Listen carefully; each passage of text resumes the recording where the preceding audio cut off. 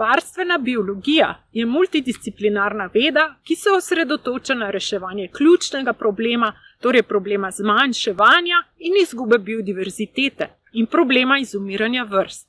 Ima dva osrednja cilja. Najprej ovrednotiti vpliv človekovih dejavnosti na biotsko raznovrstnost in drugič razviti praktične pristope, ki bodo preprečevali izumiranje vrst.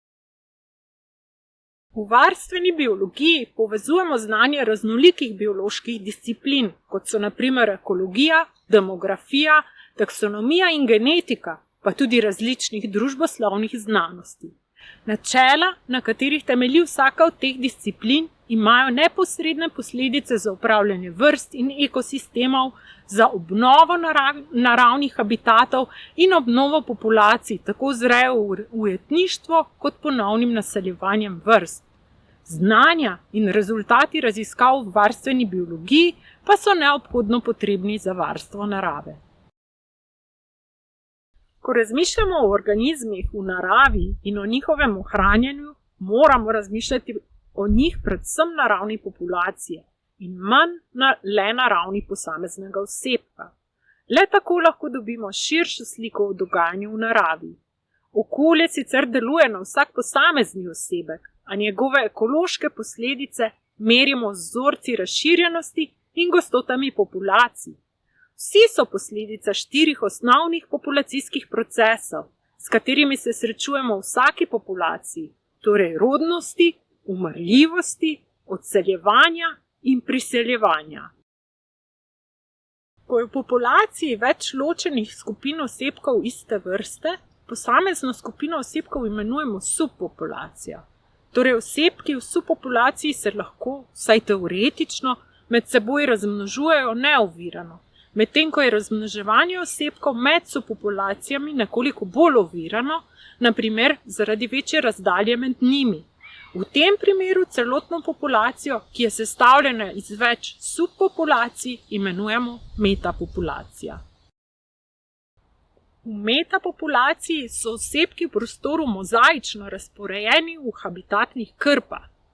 Pomembna je tudi populacijska dinamika znotraj habitatnih krp in pa med njimi.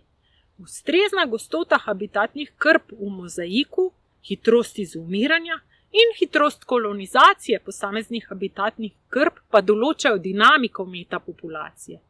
Manjšanje števila habitatnih krp in omejevanje disperzije lahko namreč poruši dinamično ravnotežje. Na disperzijo in dinamiko pa vplivata tudi kvaliteta in prepustnost okoliškega matriksa.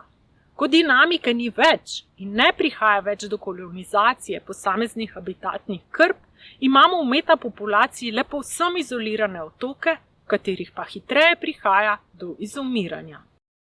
Z naravovarstvenega vidika so zato zelo pomembne disperzijske zmožnosti posameznih vrst, torej razdalje, ki jo prepotujejo različni razvojni stadiji od kraja svojega izvora. Disperzijske zmožnosti se lahko med organizmi in vrstami zelo razlikujejo. Velike disperzijske zmožnosti imajo mnoge rastline, v obliki semen, aktivni letalci, pa tudi nekatere ribe, ptice in metulji. Na primer, med različnimi vrstami metuljev se lahko disperzijske zmožnosti zelo razlikujejo. Monarhi ali pa osadniki so znani selivci, ki lahko prepotujejo več kot 1000-kilometrske razdalje, medtem ko so zmožnosti disperzije barjanskega okarčka izjemno omejene. Visoka sposobnost disperzije torej vpliva na večjo sposobnost vzdrževanja sistema metapopulacij. Tako osebki v populaciji lažje preprečijo lokalna izumiranja ali pa ponovno kolonizirajo izpraznjeno območje. Obliko in strukturo populacij opišemo s populacijskimi parametri, kot so na primer porazdelitev ter starostna in spolna struktura. Ob tem ugotavljamo tudi velikost populacij, s spremljanjem njihove velikosti skozi čas in pa prostor, pa lahko ugotavljamo trende in pa proučujemo, kateri dejavniki nanje vplivajo.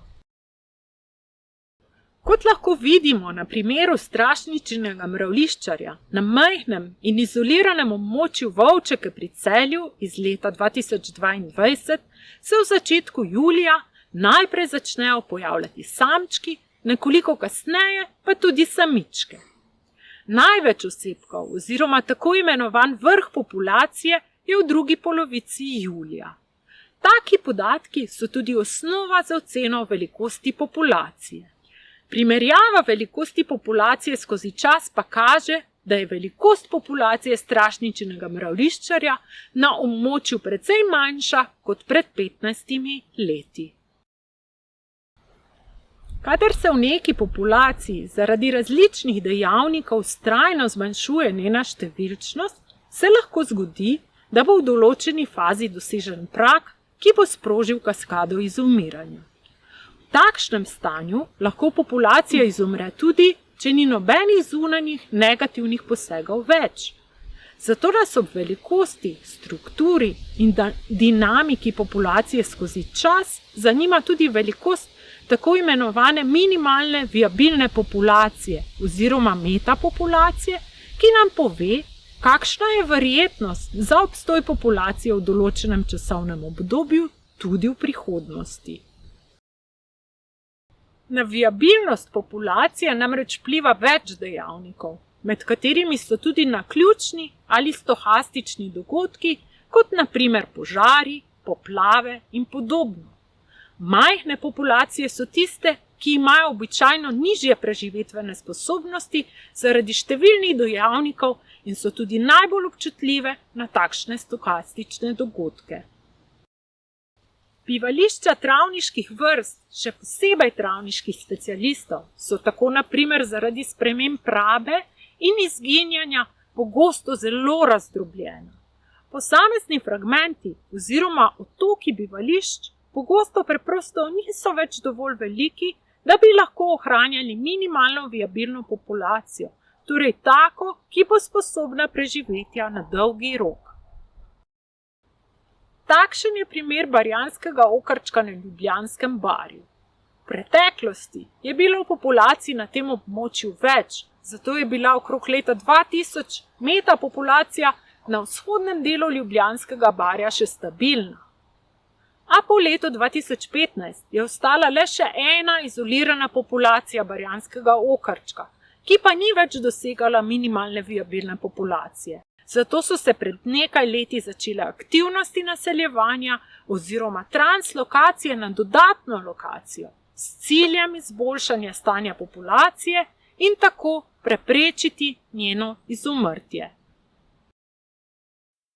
V populaciji pa niso vsi osebki enakovredni oziroma ne predajo vsi svojih genov v naslednjo generacijo. Zato nas pri naravovarstvenih aktivnostih pogosto ne zanima celotna številčnost populacije, temveč predvsem efektivna velikost populacije, torej skupno število osebkov, ki se uspešno razmnožujejo.